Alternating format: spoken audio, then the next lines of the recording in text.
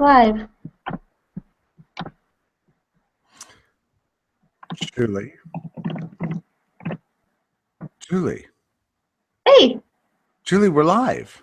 we're live? Okay, I'm going to tweet it out now. Okay. See, I mean, how many different places can you be in at one time? I mean, you can be live here. But now that you're live, you have to say, oh, excuse me, I can't be live anymore. I have to tweet.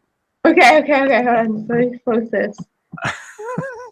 Got it. Okay, now I'm here. I know. So there's a book I read several years ago that said something like, the title of it was something like somewhere else. And the thesis is that we're always somewhere else now, other than where we are, It's some atavistic, reactionary, techno-resenting book. But here you are. Julie, the last time I think you and I actually sat down for a serious conversation was about 3 years ago. Mm-hmm. I mean, yeah, you were about 16 years old or something like that, and I was 20. At the Freedom Works office. Yeah, That was a couple years ago. I remember that. Yeah. No, there was a funny thing because, we hung out, right, and we talked about entrepreneurship and enterprise, and it was fun. And then at that meeting, somebody said, now that you're here, you really should go next door because there's a conference going on called the International Students for Liberty something. And I'd never heard of this group, and I thought, well, okay, all right. So I went next door. Did you go to that? Did you go to the ISFLC that year? Yeah, I've been going for like 5 or 6 years. Okay, so I went that year, and I walked in and I said, hi, gosh, I'm just stumbled in off the street. Is it possible for me to attend this conference? And the lady said, well, I don't know. I mean, maybe so. And she checked it out, and she came back. She said, yeah, it's $60. So I wrote a check, and started attending. And then a few minutes later, somebody came whispering to her, I guess, information of some relevance, that I was not just some person who stumbled in off the street, Yeah. And yeah, so she was mortified. It's very silly. So silly. So you're opening up your new channel. Tell me the story. What's going on? Sure. So a couple of weeks ago, I actually left Freedom Works to go freelance. So I've started my own website. It's julieborowski.com. It's my name. So I'm going to put content out like every single day, whether it's an article or a video. So I'm still doing my YouTube channel, but hopefully I can do at least 1 or 2 videos a week. So I'm really excited about that. And, I can say whatever I want, which is awesome. I can talk about, the current issues of the day, whatever that be. So yeah, I'm really excited about it.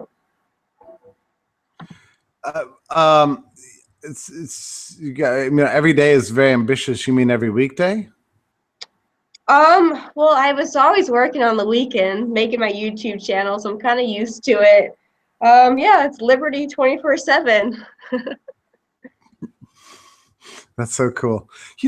Some people find that editing the video takes so long. How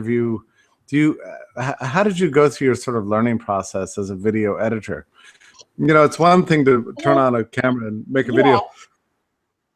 A lot of people don't realize how long it takes just to make one video. Even if it's just like a 3 or 4 minute video, it takes a while because first you have to write what you're going to say. We got to think of a topic first and how can I say this in a way that's short. Because my videos, I try to make them really short and to the point.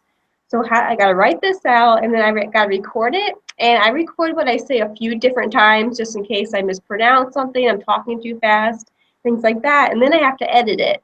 Editing is the hardest part because I have to look, okay, what sounds good? Am I making a better face here or a better face there? I got to put music on there.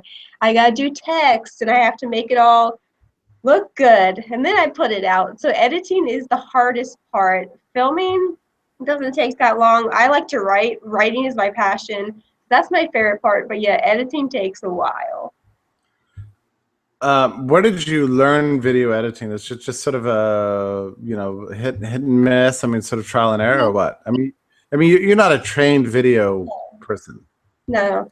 I kind of just started on my own actually in college. I had Windows Movie Maker, and I would just make silly videos for my friends, like on their birthdays and stuff, of me doing silly stuff. And I would edit it on there and I would post it on their Facebook wall. So I knew how to do that. And I started a YouTube channel. I just started to do the same. Like, I have no professional knowledge of it. I just kind of learned it myself. And when I'm curious about this, because, well, it's a little bit of a puzzle. Sometimes I'll write out a text, but, you know, and then start the camera, but I don't always remember what I wrote, and I find it awkward to sort of read and also be on camera. Are you, when you do your videos, are you reading, or are you kind of being extemporaneous? No, I write everything beforehand so I know what I'm going to say, how I'm going to say it. Then I just kind of say it in my head and what order, and I just do it that way. Yeah, if you read it, it just looks like you're reading. It's just like, whoa, whoa, whoa, whoa. It's not entertaining. So I try to memorize it the best I can. Like, it's not perfect sometimes, so that's why I like videos, because you can at least go over it again as opposed to live interviews, which is Well, always that's true, good. because all your videos always have these little cuts and things which you've Yeah, yeah, yeah. managed to make People like interesting. that on YouTube. It, like, Yeah. gets their attention. Yeah, it is interesting. It's a funny style, but it's also advantageous to just to keep on topic and to be able to cut and paste what's good versus what didn't work, right? Definitely. So Julie, you know, I'm curious about this because lots of people sort of start these kind of projects and get demoralized at the amount of flurry of attacks, or, you know, the way in which, you know, people sort of really critical, and how you become sort of the subject of flame wars and that sort of thing. You know, how do you think you have a personality that somehow immunizes you to some extent, or did you have to learn to develop thicker skin, or, you know, like how do you deal with, because I mean, obviously you're saying things that lead to, you know, a lot of frenzy, opposition, and, you know, that sort of thing. Like how do you process that and make that part of your life in a way that preserves normalcy, or do you? You grow thicker skin over time. When I first started, I was kind of hesitant because YouTube comments are very terrible. They're very personal. So when I first started my channel, I would get those comments, and it would affect me. When people would call me, "Oh, you're ugly," "Your voice is terrible," like those things. Like, I had never really heard people say that about me. You know, when you talk to people in person, they're generally pretty nice to you. They might talk behind your back, but to hear it, or at least to read it, it was like, what? But over the years, you just get used to it. Like, there's nothing I haven't heard about me. And in a way, it makes you more confident about yourself, because you're just like, I've heard this before. And some people compliment me even online. So you just really get used to it. And you're used to being attacked from both sides. Like, I get attacked from conservatives, I get attacked from liberals, and I get attacked from libertarians a lot, actually, probably more than either side. But More libertarians than anybody else, right? Yeah.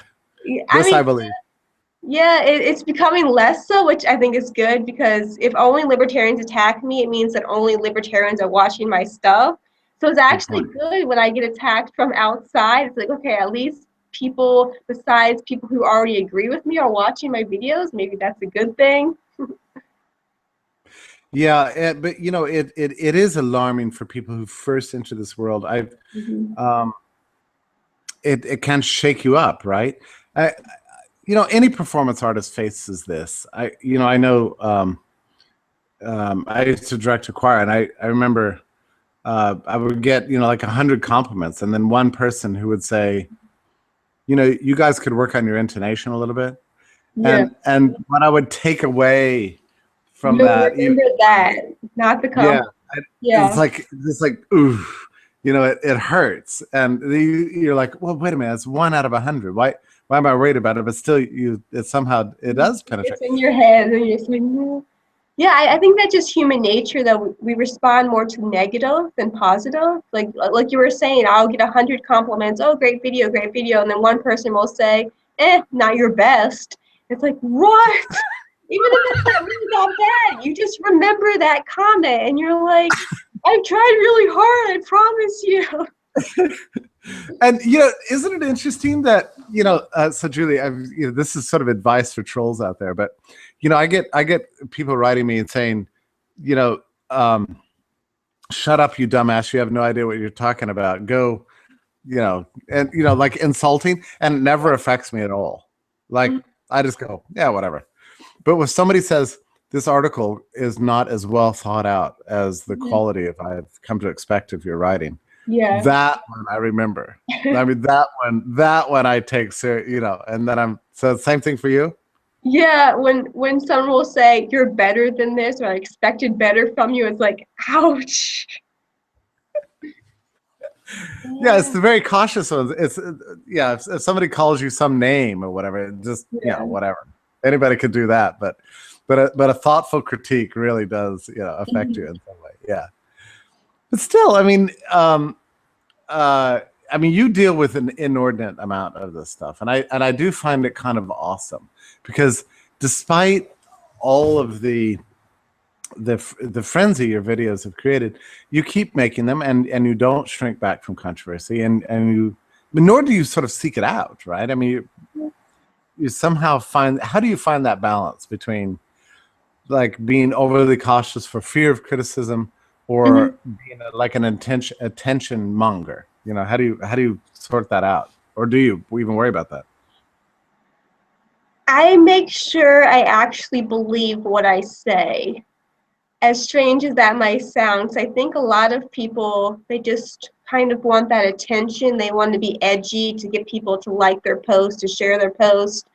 Some of my opinions are controversial, but I make sure that I actually believe those. I'm not just saying something just to rival people up and get them mad. I'm saying actually my own opinion about things.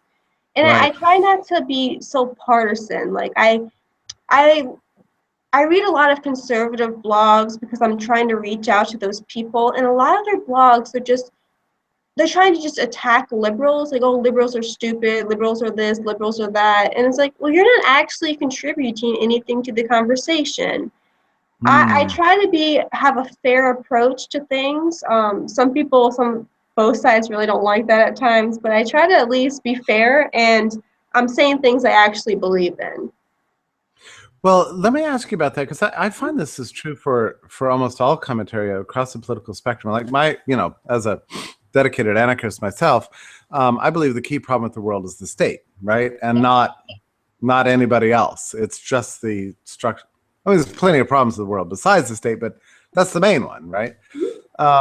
But don't you think that there's a sense in which our political discussions sort of get distracted by thinking that the problem is are people who disagree with us, rather than this overarching institutional structure? I mean, do you agree that there's a distinction there? Like, the problem with the world isn't that people don't agree with me. I mean, the problem is the actual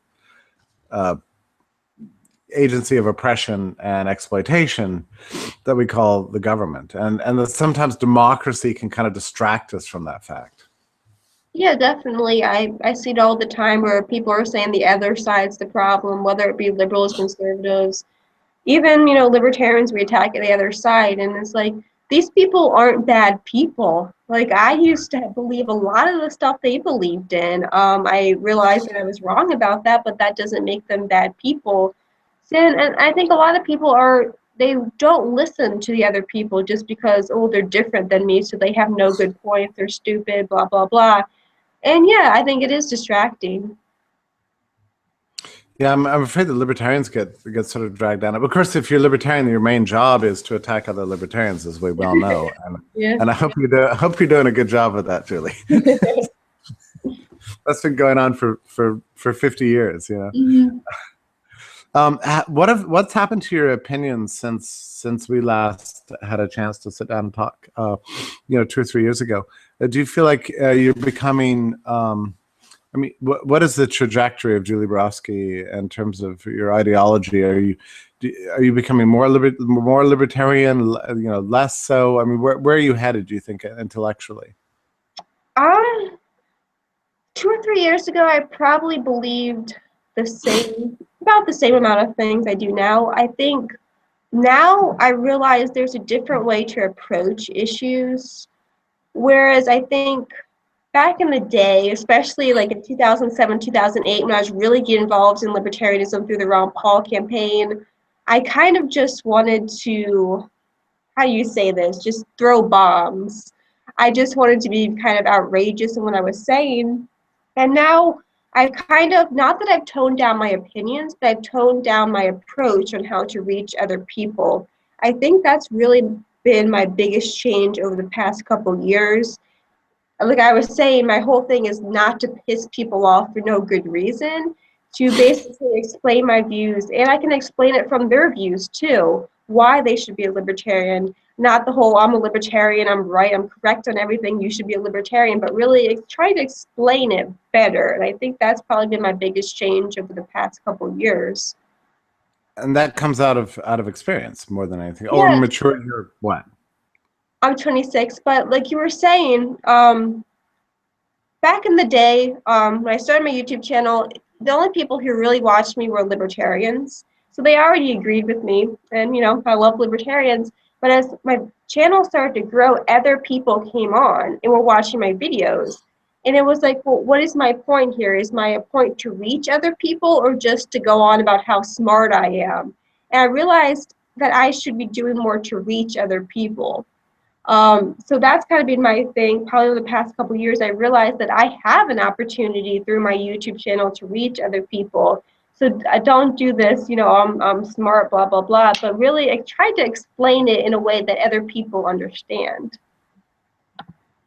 Yeah, and it can be difficult. How much time do you spend reading um, bigger works and higher theory and that sort of thing, or versus just consuming daily content on the internet? Do you ever worry that you're sort of too involved in the fray and long for a time when you can sort of sit down and then think about the big topics? Yeah, I probably should do more of that. A lot of things I do is just daily reading what's happening in the world.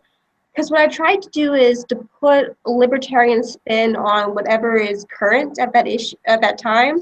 When you talk about current events in YouTube channels and you write blog posts about current events, usually those get more hits than just theory and stuff like that. So I tried to tie libertarian events to current events. I realized that really works. I do probably need to sit down and read more longer books about theory. I know that, but I like to do the current events. A lot of the stuff that I do is actually just reading blog posts, watching YouTube videos from people who are outside the libertarian world, and how are they doing it? How are they reaching other people, and how can I do that? Yeah. So you pay attention to like what a lot of other libertarian or conservative and liberal YouTube commentators are Yeah. saying, and learn from their techniques, and that becomes a kind of a source for you, revs Hmm. you up. How do you know when you're ready to have an opinion? I mean, is it like, for me, I I can almost feel it physically. Like I suddenly start to like intensely care about something, and then it's like my best stuff comes when I'm like reading something and I think, okay, there's a mistake, there's an error, here's what's wrong, and I feel this sort of adrenaline rush and a passionate desire to speak about it. Those articles are the ones that have the biggest impact, as versus my overly calm, thoughtful, reflective articles like the one I posted today on Henry George that nobody is going to ever care about. I get that, but has that been true for you too? Like when you feel the sense of frenzy, Yeah. and drop it out there. Yeah, I think you kind of feel it in your gut when you're reading something. You're like, oh, it's kind of like this light bulb that goes off, and you just have to write about it or you have to make a video about it. And those are just like the quickest things to do. You get a post done in like 20 minutes, as opposed to if I'm thinking about something and writing something over a couple hours, I know that I'm not really that passionate about it. And also, I've learned not to take an opinion on every single issue. There are things that I don't know and that I can. It's a lot of people ask me, "What's your opinion on this? What's your opinion on that?" Like I've learned to be like, "I don't know," and I think it even makes me Awesome. more credible because people are like, "Okay, she's being honest here. She really doesn't know." Yeah. Yeah. Well, uh, and it's of course tempting to pretend to know all things, right? Mhm. It happens to all of us. But it's true that I don't know. Maybe the older you get, you know, the more you realize, you know, how little you know actually. Yeah. But also the less cautious you are about speaking about every single subject. Now, tell me, have you ever made a video or written an article that you had some sense that this was going to be it? This was the one that's going to be epic, you know, and just be shared all over, and then it just died, and you know, like within minutes, you felt it that like, whoops, that didn't work. Um, yeah. Um, sometimes you don't know how people are going to react to things.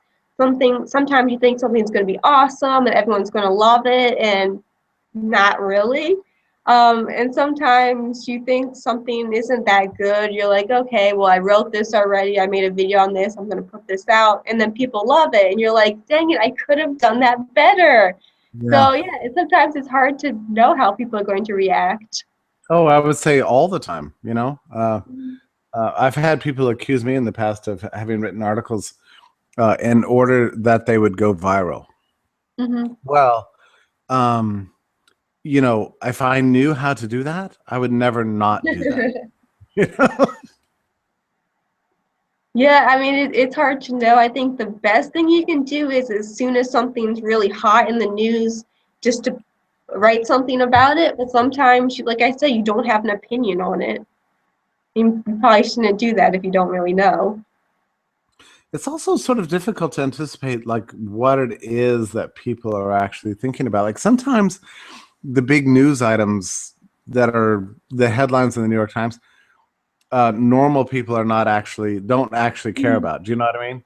Yeah. Uh, and there'll be some item on, you know, page A19, you know, a tiny item that you draw attention to that people, you know, do really care Mhm. about. So I mean, there's a sense in which you have to be a curator of the news in addition to everything else. Yeah, that's true. I think people really only care about things that affect them personally. So if you could try to make something personally, people respond to it. Like I worked in DC for a while, and a lot of the stuff they talked about, no one outside of the DC bubble cared about it. Especially when you were talking about like bills, really specific things in bills. I'm like, nobody cares about that. Well, how do you decide what matters? The personal issues, right? The things that affect people's lives. Yeah. I mean, it really depends on the issue, but I think sometimes libertarians don't do a good job at that. They focus on numbers and stats and stuff, but they don't actually tell people stories about actually how is this going to affect them? Like we talk a lot about like the Federal Reserve, inflation, all that stuff. That really affects people on a day-to-day basis, but sometimes our messaging doesn't reflect that. Oh, I would definitely agree with that. I mean, that's always been the problem with libertarians. You know, we talk to, you know, too abstractly, as if we think that liberty doesn't actually matter to people, whereas it's really, when we're talking about human liberty, that's the very, you know, pith of life itself, as Mises used to say. And you know, we have to find ways, you know, to communicate this. I mean, you're obviously doing a good job at this. What do you think about? Because somebody asked me to ask you this, the role of your humor and making your videos watchable and digestible. Do you think that's important? Because you obviously, I mean, you're sort of naturally funny anyway. But you know, Yeah, yeah, because a lot of I call them normal people. They don't care about politics. They think it's boring. Why should I care? So I've tried to make my videos funny-ish. I mean, sometimes it's hard when you're talking about these subjects and you're trying to be educational too and try to make them funny on top. Sometimes it doesn't work out, but at least try to make them entertaining. Like I put on silly makeup and silly costumes and stuff because it at least gets people's attention. So Do you even have a big Do you have a big box like right next to yeah, you? it's It's got actually like right there. I got a mustaches bunch and of hats. from Kansas City, yeah. So even if they don't agree with what I'm saying, at least they're like entertained or like this girl's kind of weird, but I'm still watching her videos. That's what I've kind of learned to do because I started watching other YouTubers, especially liberal YouTubers. They do that all the time and people watch. So I decided to do something like at first it was very kind of small, the humor, and then people liked it. So I kept kind of pushing the envelope to see how far I can go. And there hasn't been a limit yet. So I'll continue to do it. So do you keep your Jeffrey Tucker costume in a box next to you? Yes, it should be over there with the bow tie. I laughed so hard when you did me. I mean, in a weird sense, like I don't know. It's spooky to watch somebody else like caricature you, Yeah. and I mean, and more or less get it right. It made me laugh. Have you always been sort of a funny person? I mean, like in high school, did everybody think you were just like tremendously funny? no. No. A lot of people thought I was weird, believe it or not. But no, my family has always been really funny.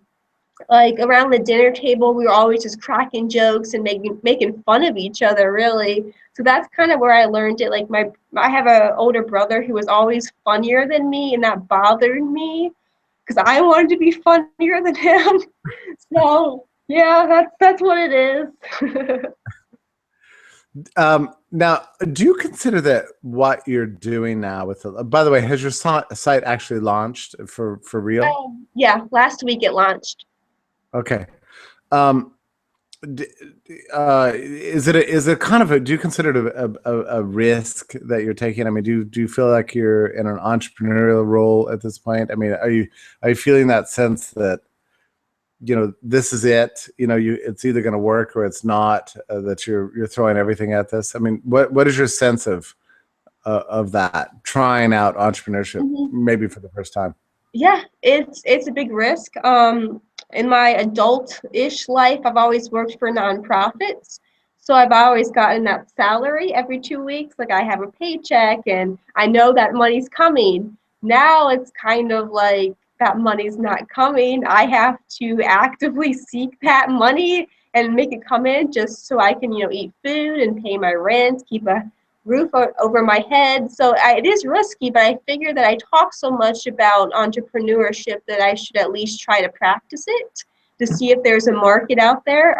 Let's try this for a while. If it doesn't work, then it doesn't work. And I'll find something else to do, hopefully, but at least give it a try while I'm young and I could actually fall back on something. And isn't it interesting how once you become in the position of being an entrepreneur, sort of owner, right? So there's no as you say, automatic income stream. Yeah. And there's no limits to the upside, but there's also basically you can also hit rock bottom too. Yeah. At that point, you no longer care about like working hours, terms of employment, vacation time, Mhm.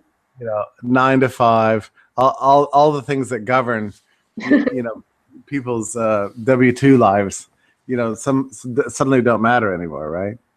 Yeah, it's been nice. I've been working at home for 2 weeks, and I can wake up when I want, go to sleep when I want, like work when I want, like take breaks, do this, run errands. Like it's a whole different world. Like it is kind of risky. It kind of makes me nervous, like what's going to happen. But at the same time, like you have so much more freedom. It's like it's amazing. Are you pretty attached to your internet traffic? How much is coming in, and the data and that sort of thing. Yeah, since last week I've been looking at how much traffic I'm getting and all that. Yeah, we'll see. There's a lot of competition out there Mhm. for people's time, and I've had the sense that there's a great deal of pressure on the World Wide Web these days as a result of all the new entertainment media Netflix, which is always fabulous. There's always something wonderful going on Netflix. So I think it's increasingly difficult to get an audience. Yeah, I think you have to offer people something that they've never seen before. With me, I have the whole libertarian thing, which a lot of people aren't used to.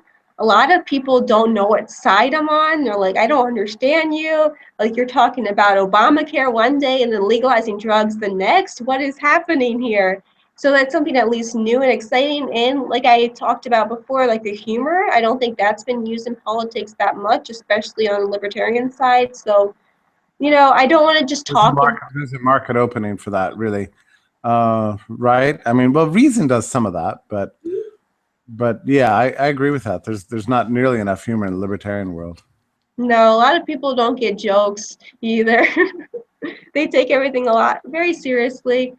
But yeah, like I think it's important not to just talk in talking points like a lot of people do. Like, this is what libertarians believe, because I mean that gets boring after a while. You're like, okay, I already know what your opinion is. So if you bring something new to the table, hopefully you can have that audience there that's going to be loyal to you and your whatever you're doing, whatever projects you're working on. What is your feeling about the upcoming political season? Do you see it as an opportunity? I mean, how high is your own personal tolerance for electoral politics? I find in my own case, it ebbs and flows. I've recently sort of gotten a little more interested in it as a spectator sport than I have been in the past. What's your feeling about that? I mean, a lot of libertarians just have no interest whatsoever. Other people are consumed by it, completely. Where do you fit on that scale? I do have some interest, but after a while, I just kind of get burnt out. Like, it's just too much for me. I'm more of a policy person. I've never been extremely political. I think a lot of people think I'm more political than I actually am. So I just get burnt out. It's like, okay, you're not really telling the truth. You're lying. I'm more about kind of the policy ideas more so. The rationale for this policy, foreign policy, whatever. What is the area that you get criticized by libertarians on the most? Criticized by libertarians. A lot of it is politics, but I really don't talk about politics that much. I think a lot of them say, "Oh, you're a Rand Paul hack" and stuff like that, but I really don't talk about that much. Or I'm a Republican, I'm a GOP. I don't really talk about that much. So I probably get criticized the most for politics. Besides that, maybe some social issues. Like I'm libertarian on social issues, but maybe I explain them in a different way. Like, I'll say, drugs are bad, but they should be legalized, and people are like, why do you think drugs are bad? Things like that I'll get criticized about, but I mean, it is Why what. do you think drugs are bad? Well, they're talking about like marijuana and stuff, so really not that bad. Well, I'm trying to explain why somebody who doesn't like marijuana would still want it to be legalized or decriminalized. Which is, yeah, and the reason why it's probably criminalized now is that a lot of people don't like it, actually. Mm-hmm. So, yeah, that's an audience worth reaching for sure. I feel that way about methamphetamine myself. Actually, I mean, I want to legalize, absolutely everything, and I don't believe in any exceptions at all. You agree with that? I don't do meth, no. No, but you agree that all drugs should be legal, right? Sure, eventually. I mean, that would be the ideal, but I don't think it's going to happen anytime soon. No, it's not going to happen anytime soon. But we are making progress in the area of marijuana, right? Yeah, definitely. Yeah. Who would you say your top intellectual influences are? Did you ever consider yourself to be a conservative? I mean, most people are not born libertarians, or maybe they are, but I mean, libertarians usually have a story about their lives, like I came from the left or I came from the right.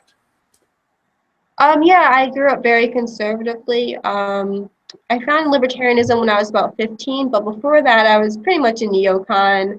I just really didn't know any different. I knew I wasn't a liberal. I knew I didn't like communism or any of that. I was always big into entrepreneurship myself, so I thought I was a conservative because that's all I knew.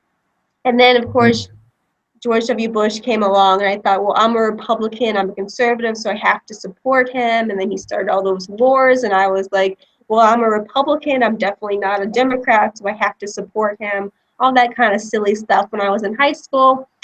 When I was 15, I found the word libertarian on an online forum. I had never heard the word before, and I Googled it. And it said basically people who want maximum freedom. I thought, well, how is this different from conservatism? Because I thought they wanted freedom, but I looked more into it. I realized that libertarians are more consistent in their views. I found Ron Paul a few years later, but he's been probably my biggest influence. Even though I basically agreed with him, he really explained to me how to present libertarianism, especially in foreign policy. So he's been my biggest influence so far, and that's kind of how I became a libertarian. Yeah, I mean, it becomes a problem for people who are conservative. Now, you were born long after, I suppose, that you came of age after the Cold War ended. So the big issues for foreign policy was the war on terror, right? Yeah. And and it was hard for you to work through this idea that the U.S. policies are actually making the situation worse, which requires like 2 or 3 steps of logic, right? And that's very difficult for a lot of people. Yeah, I think after 9/11, I was angry, like a lot of people, and, it was an emotional response. So we have to go after these bad guys. We have to kill them all that kind of emotional response. But I didn't look into it more. I didn't realize that the US government were going after people who had nothing to do with 9/11. Like, I didn't have the connection. I just thought, let's go get them. I was pissed about 9/11. Like, I grew up right outside of DC, so like I knew a lot of people whose family worked in the Pentagon who were affected by this. Like it made me mad, but I didn't look into it. I didn't do my research until after I became a libertarian. I realized kind of the concept of blowback, which Ron Paul talked about, and I was like, whoa, it was just mind opening. It's very strange to me, Julie, because I remember the days after 9/11. Yeah, I'll tell you what my first thought was after that happened, like within the hour after the news had leaked, was that I and this gives you an insight into how a little bit naive I tend to be about these things, but I had my first thought was, well, at long last, now the American people will see the downside to imperial politics, and will understand that there's that this sort of vengeance attitude that U.S. policy has inspired is now personally affecting us. There'll be an immediate mass movement to pull out of these regions, to stop sticking the stick in the beehive, and to rethink the way we're approaching the world. And in retrospect, I mean, this is the dumbest imaginable thought I ever had. I mean, far from that having been the mainstream conclusion, most Americans, imagined the U.S. to be this, peaceful, wonderful commercial republic that, for some insane, irrational reason, was targeted by a bunch of, fundamentalist wackos for no apparent reason. So therefore, we had to go out and kill anyone and everyone, in faraway countries with funny names. I mean, that seemed to be the average response of the average person. Yeah, I was in 8th grade when 9/11 happened. I had no idea the US government was in the Middle East even. I had Yeah. learned nothing about it in my middle school. I remember thinking, who the heck would do this? Like, we're the US, we're so freedomy and peaceful, and what have we ever done to you guys? And I remember thinking, like, how dumb it was for anyone to attack us. Like, why? I remember thinking that. And, we heard from all these politicians who were saying, they attack us because we're so free, and, they're jealous of us, and that's why they attacked us. And I believed all that stuff because it's kind of stuff that you want to hear. you want to hear that your country's awesome. You want to hear that those people have no rationale and they're just crazy monsters. And yeah, I fell for it. Fell for it all. To some extent, I think, a sense that people have that we project our own lives onto the life of our country. Like the Borowski family never hurt anybody. You're just going about your business. So you imagine that must be true for the country as a whole, and we identify ourselves with our nation in a sense. And I think that's the dominant attitude. I think most Americans are still to this day under the impression that America is the country, of barbecues and Netflix and church-going people and Mhm. and that's it. We're strangely unable to distinguish between the American people and the ruling class that constitutes the permanent bureaucracy with its bases in whatever it is 180 countries around the world. We're almost unable to think like that. Yeah, that's when I talk about foreign policy, I try to say the US government bombed people, the US government is to blame instead of saying we're to blame or we bomb them, we're at fault, because people get defensive when you use the word we because they think, "Oh, you're blaming me, like what did I do?" So I try to separate it. Especially because conservatives, they tend not to like the federal government, they distrust them. So when you really kind of separate it, when you say the federal government or the word Washington did this, like conservatives are like, yeah, those evil people in Washington, as opposed to when you say, we, and then they get defensive. It's a good distinction. To some extent, I too am bugged by the sort of use of we to describe this weird amalgamation of government and the people. And yet, even then, there is a sense in which the culture as a whole does bear some responsibility, don't you think? I mean, if people are truly unaware, isn't that to some extent a regrettable situation? Yeah, I think some people are somewhat aware, but the problem is they think, okay, what can I do about this? Like, I'm just one person in the middle of the country. If I were to care, how would I actually change anything? So I think there is that kind of attitude, like, what's the point of caring? Um, I just something to throw out So there. I totally agree with that, and to me, actually, what you just said is extremely profound because, ultimately in our lives we have to care about. We should only care about the things we can do something about, and if we Mhm. can't do anything about it, what's the point of caring about it? And then I think this is actually what discourages many people from being involved in politics, and it also tends to lead to a certain burnout, on the part of people who get like really involved in politics and realize this is a complete waste of my time because whatever I think doesn't matter in the slightest bit. Yeah, that's true. I think you just have to explain to people how they can actually make a difference. I think the internet has been amazing in that regard because there's so low barriers to entry. Like I talk about, I made a YouTube channel. Like anyone can make a YouTube channel. Like anyone can make a blog these days. Like there are so much stuff you could actually do, and I think a lot of people don't recognize they could actually have an impact. Well, you're enormously talented, and I think you have had an impact, and I know you feel that way. But for a lot of people, they feel like whatever it is they believe themselves doesn't actually matter unless they can do something amazing, like establish Julie Borowski .com or whatever. Mhm. And I sort of disagree with this attitude, actually. Um, like there's a lot of things that people can do in their own lives to realize their ideals outside of the political system, in the realm of education, entrepreneurship, or just living more smarter, freer lives. To me, this is where libertarianism has really sort of failed, I would say, and not personalizing the project of human liberty like the left has done.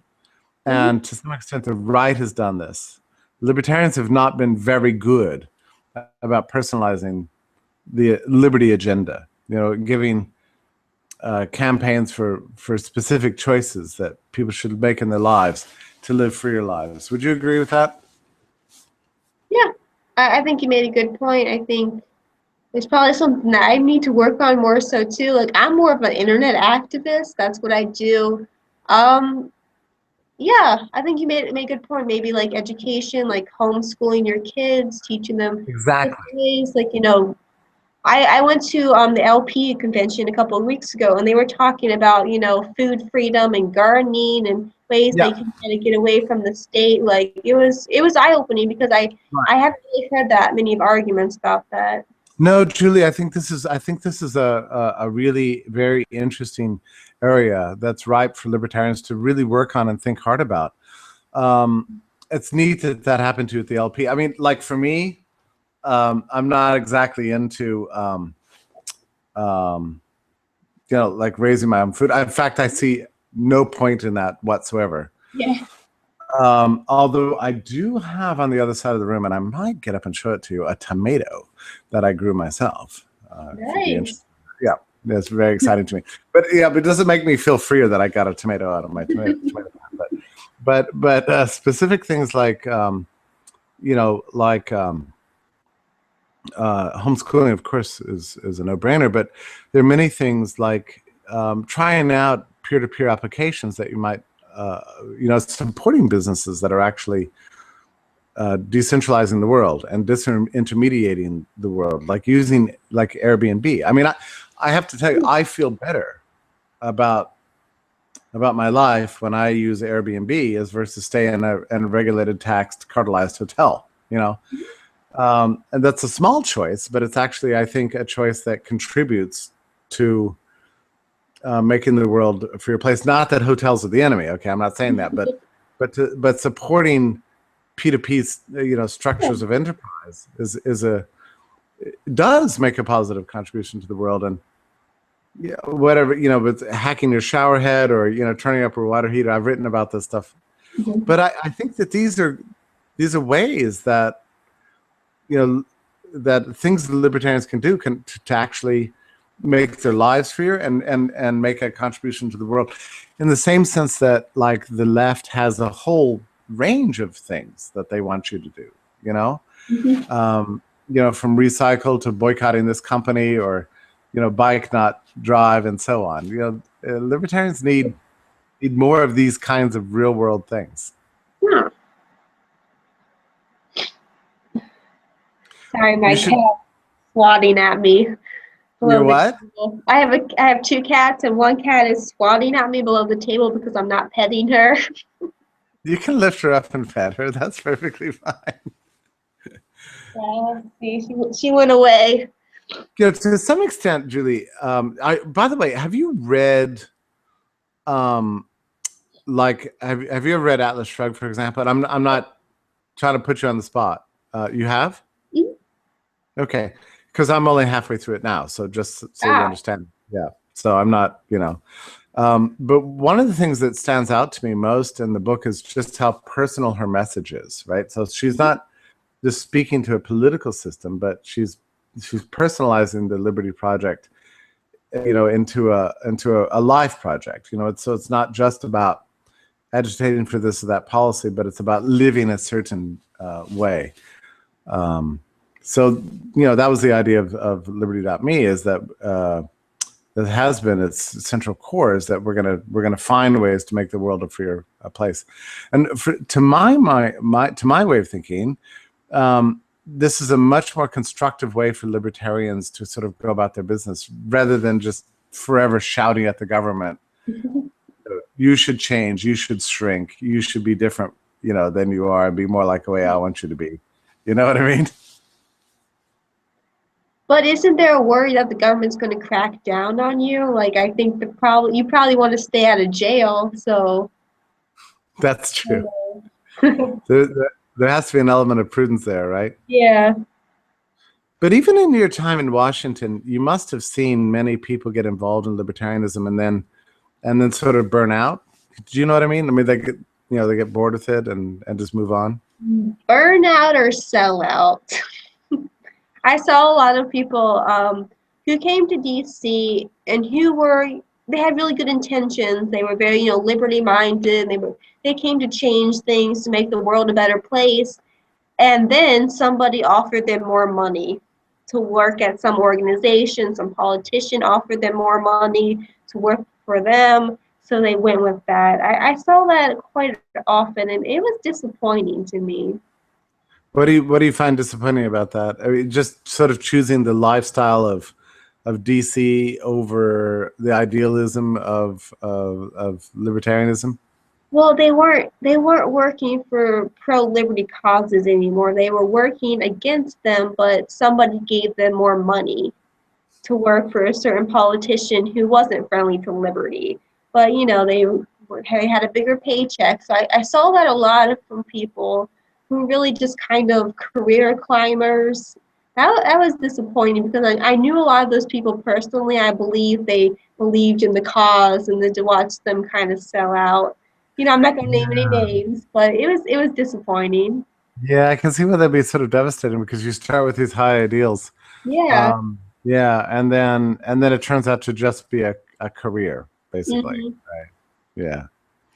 Yeah, that's why I had to move out of DC, actually. I saw too much. That was my whole experience when I first went to DC the first time, to discover that because I grew up, I became a conservative right before I was a libertarian, and to discover that the great conservative leaders were actually just uh, glorified job holders in the District of Columbia. It was pretty alarming. Yeah. So tell me what you have in mind for your channel over the next in the first 30 days. Next 30 days on my website, I'm just going to put out a bunch of content. So I'm just pumping it out, whatever is kind of current. Like I did a piece on freedom of speech today. I'm going to do a content tomorrow about the right to try drugs that have not been approved by the FDA for terminally ill people. Like that's something I'm really passionate about. A bunch of different content, more YouTube videos, whatever comes to my mind. Yeah, I'm really excited about it though. Are you going to do anything on cryptocurrency? I know you have somewhat of an interest in Bitcoin. Hmm. Yeah, I should do more of that. I'm always kind of afraid people are going to be like, well, what does she know? Like, I'm not an expert on it. So I feel like I'm kind of intimidated by the Bitcoin crowd. So I don't want them to like interrogate me. I'll be like, I don't know.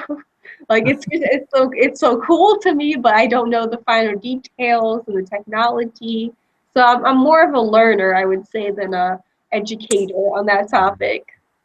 Julie, all of us are learners on everything. Yeah.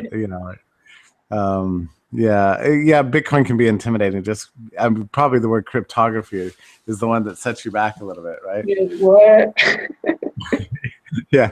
No, but I think it would be brilliant. Are you welcoming outside contributions, or are you going to try to keep it basically just your stuff?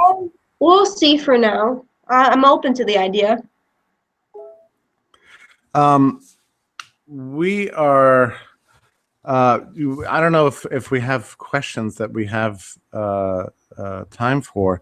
I hadn't really been following the chat. Did you? Have you been following the chat at all? I've been going back and forth. Let's see. Wait a minute. You haven't been listening to what I've been asking? No, I've been going back. I've been mostly watching you, but I've just been going back just to see, who's there. Anyone say anything on any. Okay. Well, it's a wonderful opportunity to have you on Liberty.me, and for any listeners, I mean, you're a member, and I know you love it, and I love it. yeah. Thank you. Well, it's a very cool place, and I hope that anybody who's watching who's not a member will at least give us a try. It's a fun community. It's so wonderful to be part of a civil discussion. Do you know what I mean, Julie? Yeah. Yeah. So, because it's not always civil. I think you have a little bit of a thicker skin than most of us do. Like, for example, I never do Twitter wars. I love it. You love Twitter wars? Yeah. I just love to debate online. I don't know. I have a problem maybe, but I like to do it. That's so cute. Well, yeah, I don't know. I find it a little bit alarming. Sometimes, not all the time. Well, actually, pretty much all the time. I pretty much don't debate online, unless I'm in a bad mood. Which does happen from time to time. So, but the cool thing about Liberty.me is that the culture is diverse. There's like a lot of different kinds of libertarians, and there's not just one kind of libertarian. There are many, many types of libertarians, but everybody seems to get along and learn from each other. I love it when people disagree with me on Liberty.me because I can have a real discussion with them instead of just like pure insults. So that's yeah, you know what I mean, right? Yeah. Yeah. Well, you're welcome to come back anytime, Julie. It's wonderful to have you. I'm so glad. Thank you for inviting me. Well, and it's fun too that you're going all out. Again, it's julieborowski.com, and if there's anything we can do or I can do to promote you in the future, just let me know. And I appreciate that. When's the next time we're going to see you? Going to Pork Fest? Are you going to Liberty Fest? Where you? I'm going to Pork Fest. It was just announced. I've never been before. My first time. Are you going to camp? No, I'm not a camper. I was a Girl Scout for many years. I'm just kind of over camping. That's me too. Yeah. I couldn't do the camping thing, but I'll probably see you there. I hope to see you at Freedom Fest. Yeah. All the best, Julie. Take care, my friend. Bye. Bye-bye.